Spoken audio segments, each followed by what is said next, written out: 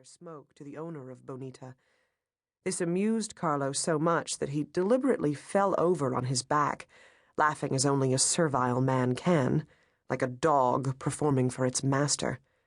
Carlo was stupid, which the young man did not believe made him any less dangerous than Ernesto. The owner of the little jola sat some distance away with his back also propped against a large rock. He made no comment on Ernesto's offer, because he was dead. Like a rare heron displaced from her environment, Olivia Montefalco high-stepped regally into the heat and blare of O'Hare International Airport. Though it was June, she wore a white wool suit with her high-heeled white sandals and huge diamond-stippled sunglasses.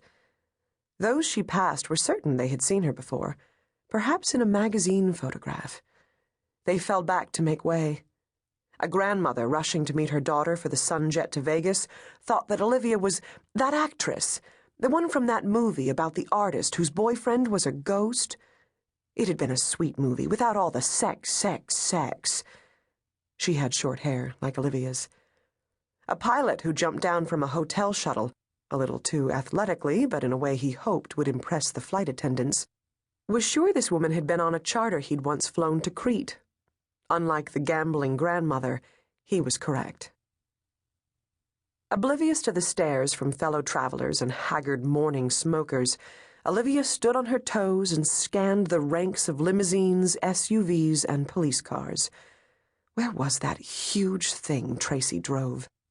The last time she'd seen it, it had been filled to exhaustion by Cammy and about a dozen of her soccer mates, all chittering and smelling of sweaty socks. Olivia was amazed that Tracy could work full-time and cook for Jim and visit her parents and send letters and coach soccer as well. Perhaps now that Cammy was grown, she had a different car. Two skycaps trailed behind Olivia, like yoked oxen straining to push the teetering towers of Olivia's turquoise Henk Vandemeen luggage. Olivia stuffed their hands with crumpled wads of dollar bills and gave them a smile so candid that they felt something more than a tip had been bestowed. Olivia had shipped most of her belongings, but the bits and essentials that comforted her after 20 years in Italy came with her, in 14 matching pieces. Olivia bit her lip, a gesture that, when she was married to Franco, guaranteed jewelry within days, and wondered if Tracy had forgotten her. Olivia hadn't written for months and months, not since Tracy's flurry of phone calls and offerings of help during Franco's illness. She didn't wonder if being left at the airport would serve her right. That was the kind of pondering that Olivia censored. With a sure hand and her cousin Janice riding shotgun, Tracy piloted her huge van around the arrivals tier. "There she is. There's Olivia, behind that weird luggage," Holly Solvig shrieked from the back seat. "Wonder how much extra that cost. I've never seen someone with so much baggage." "We already knew that," Janice said dryly. Tracy remonstrated softly. "Jan, Halls, come on. If it is Olivia, it's Olivia. You knew she was wealthy. What I hope is that I have the right airline and the right day." Olivia had returned to the United States only twice in 20 years. Once for her brother's wedding, once for her father's funeral. Each time Holly and Tracy had come to fetch her, the encounter had been the same.